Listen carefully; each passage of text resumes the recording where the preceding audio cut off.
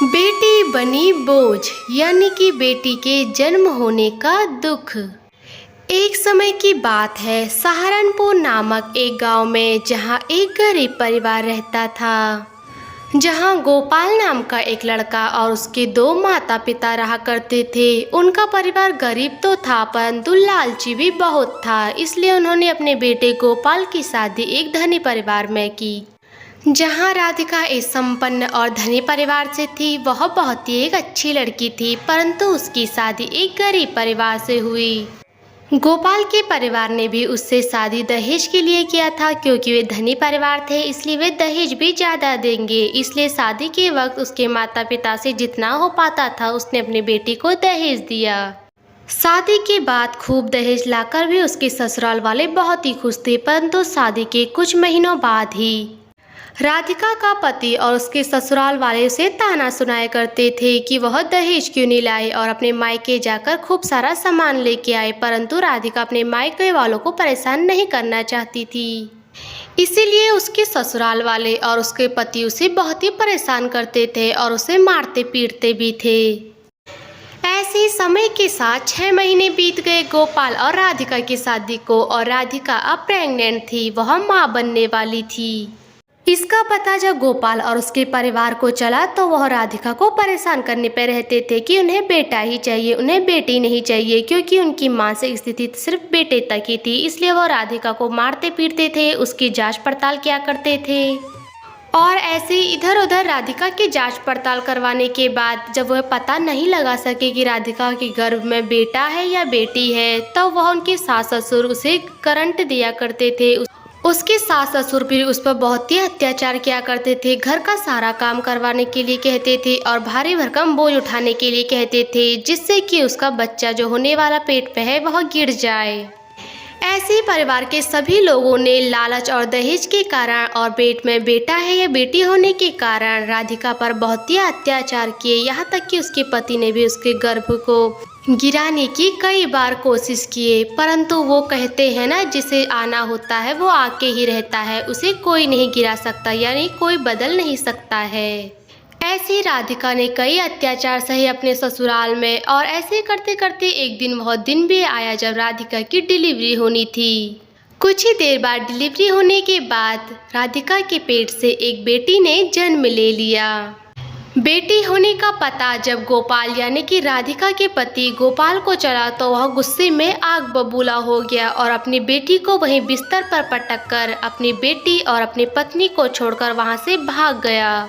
बेचारी माँ और बेचारी नन्ही सी बेटी, उसे क्या ही पता था कि उसका होना इस समाज के लिए एक अभिशाप है, बल्कि उनके परिवार वालों को तो लक्ष्मी चाहिए थी, यानी कि बेटी नहीं बेटा चाहिए था, जो कि घर के लिए लक्ष्मी लेके आए। ऐसे ही कुछ ही देर बाद अस्पताल में राधिका की माँ भी पहुँच गई, यानी कि नन्ही सी बेटी की नानी भी पहुँच गई। अपनी बेटी पर इतनी बड़ी दुखों का पहाड़ टूटते हुए जब माँ ने देखा तो वह बहुत ही निराश हो गई और रोने लग गई, और उसने विनती अपने दामाद से की कि कोई बात नहीं, इस बार बेटी हुई है, अगली बार ज़रूर बेटा हो जाएगा, तब तक आप मेरी बेटी और अपनी बेटी को अपने पास रखिए। परंतु निर्लज्ज, पापी और लालची पति यानी कि गोपाल ने साफ इनकार कर दिया अपनी पत्नी और अपनी ही बेटी को रखने के लिए। अरे वे तो बहुत ही लालची थे, उन्हें बहुत ही दहेज चाहिए था। देखिए सासू माँ, मुझे आपकी बेटी से कोई मतलब नहीं है। अरे मुझे नहीं ले जानी आपकी बेटी अपने घर, उसने एक बेटी को जन्म दिया है। अरे मेरे घर से लक्ष्मी ले जाएगी ये लड़की, ये तो एक पनौती अपशगुन है, अभागन लड़की है, मैं इसे अपने घर नहीं ले जाऊंगा। अरे दामाद जी, ये तुम कैसी बातें कर रहे हो? अरे लड़की होना तो बहुत ही शुभ बात मानी गई है। अरे तुम्हारे घर तो लक्ष्मी आई है, लक्ष्मी, तुम्हें तो भगवान का धन्यवाद करना चाहिए। अरे लक्ष्मी नहीं, कुलक्ष्मी है ये, अपशगुन है ये मेरे घर के लिए, और मुझे बेटी नहीं चाहिए, मुझे बेटा ही चाहिए था। अरे मैंने तुम्हारी बेटी के गर्भ को गिराने के लिए कितनी कोशिश की, कितना मारा पीटा था इसे, परंतु ये लड़की फिर भी जन्म ले गई। इसलिए तुम ही ले जाओ अपनी बेटी और अपनी पोती को, मुझे नहीं चाहिए ये नाकारा बेटी। अगर तुम्हें लगता है कि तुम्हारी बेटी को मैं रखूं तो मुझे मारुति वाली कार चाहिए। ऐसे ही गोपाल और उसके परिवार वाले हमेशा अपनी पत्नी के मायके वालों को परेशान करते रहते थे और उन्हें टॉर्चर करते रहते थे कि उन्हें दहेज चाहिए, तभी वह उनकी बेटी को अपने पास रखेंगे। बेचारी लड़की अभी पैदा हुई थी कि उसे पनौती, अभागन, अपशगुन और मनहूस नाम पहले ही दे दिया गया था।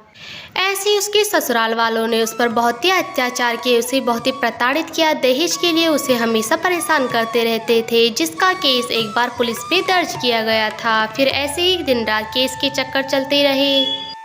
ऐसे ही समय के साथ 3-4 साल गुजर गए और बेचारी बेटी स्नेहा अब 3-4 साल की हो गई थी और वह अब अपनी नानी के साथ रहती थी, जहाँ सबका बचपन खेल कूद इधर उधर भागने में लगता था। वहीं बेचारी बेटी स्नेहा का जीवन पूरा बचपन बस पुलिस की चक्कर यानी कि केस में चलता रहता था। उसे बार बार पुलिस स्टेशन केस के लिए जाना पड़ता था।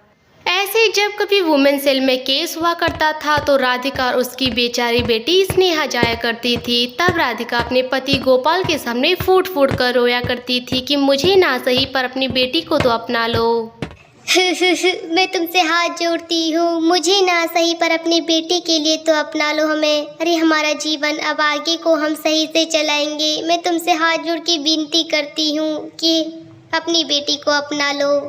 अरे हट, कौन है तू? मैं तुझे क्यों अपनाऊं? अरे बेटी है, मैं किसी बेटी को नहीं अपनाने वाला। अरे अगर बेटा होता तो अपना भी लेता। अब जा भाग यहाँ से अपनी मायके के लिए। मैं दूसरी शादी करूंगा और उससे बेटा पैदा करूंगा। बेचारी माँ अपने पति के सामने गिड़गिड़ाती रही, रोती रही, हाथ फैलाती रही कि अपनी बेटी को अपना लो, पर पापी पति, उसे तो सिर्फ बेटा ही चाहिए था और उसने अपनी बेटी को अपनाने से साफ इनकार कर दिया। ऐसे ही अपने पति के इनकार करने पर राधिका अपनी बेटी स्नेहा को लेकर अपने घर आ गई। ऐसे ही कुछ साल बीत गए और अब स्नेहा स्कूल जाने लगी। स्कूल में भी सभी टीचर और बच्चे उससे पूछते थे कि तेरे पिताजी स्कूल क्यों नहीं आते हैं।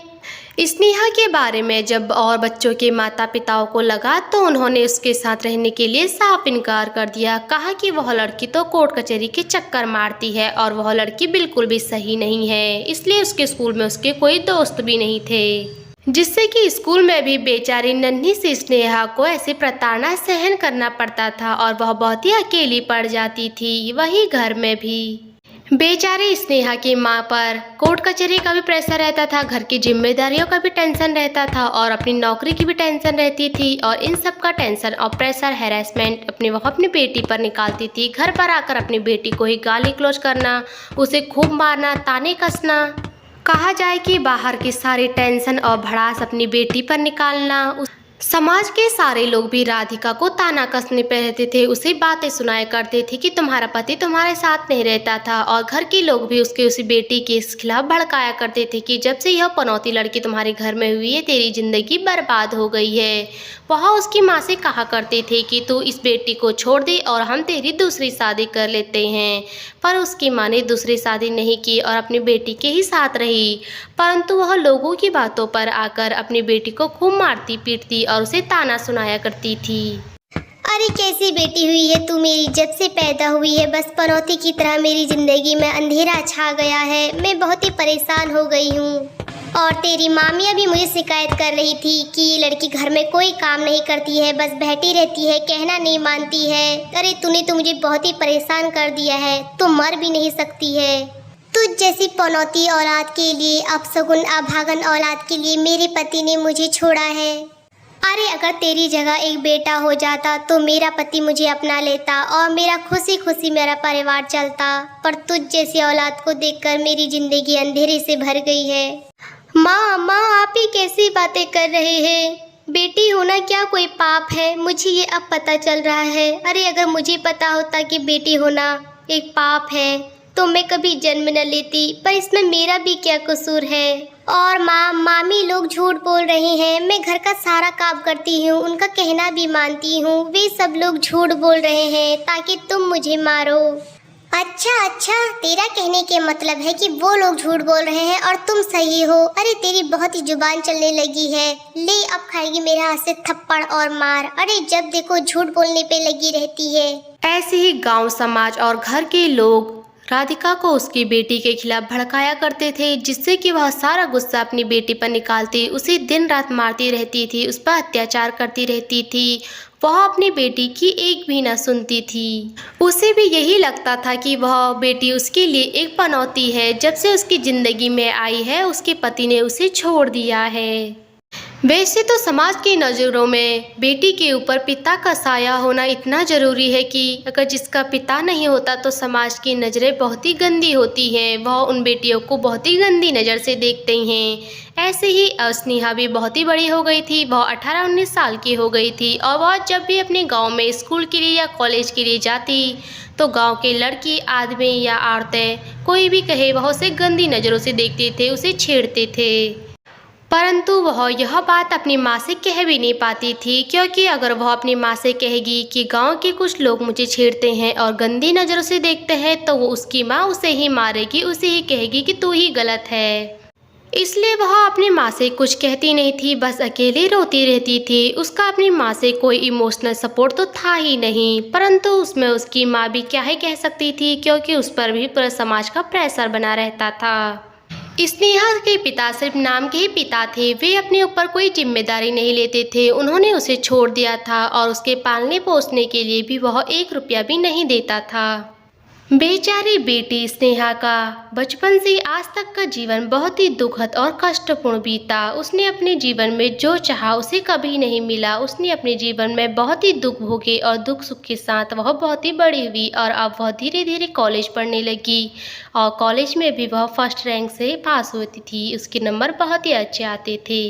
स्नेहा ने अपनी कॉलेज की पढ़ाई पूरी की और उसके नंबर बहुत ही अच्छे आते थे, जिससे कि उसे एक बहुत ही अच्छी कंपनी में नौकरी का ऑफर मिला और वह जॉब के लिए गई और वह जॉब पर लग गई। अब वह धीरे धीरे अपने परिवार के लिए यानी कि अपनी माँ के लिए पैसे कमाने लग गई और अब स्नेहा अपने खुद के पैरों पे खड़े होकर अपनी माँ के सारे सपने पूरे करती थी और अपने भी सारे सपने पूरे करती थी। इसी तरह बेटी होने का अभिशाप और वो दुख कष्टों को झेलकर स्नेहा बहुत ही बड़ी हुई। ना ही कहीं से कोई सपोर्ट था और माँ की तरफ से भी कोई इमोशनली सपोर्ट नहीं था। समाज भी उन्हें बहुत ही ताने सुनाया करता था। ऐसे पिता का ना ही कोई सहयोग, ना ही माँ का कोई इमोशनली सपोर्ट और समाज के ताने टेंशन के प्रेशर से स्नेहा को इतना मजबूत बनाया कि वह अब खुद के पैरों पर खड़े होकर अपने सपने पूरे कर रही थी और ना ही किसी पर बोझ बनी। उसने आके समाज को यह सिखा ही दिया कि बेटी कोई बोझ नहीं होती। इसी तरह समाज को सीखने को मिलता है कि स्नेहा के जीवन से कि बेटियां कोई बोझ नहीं होती बल्कि वह तो लक्ष्मी होती है।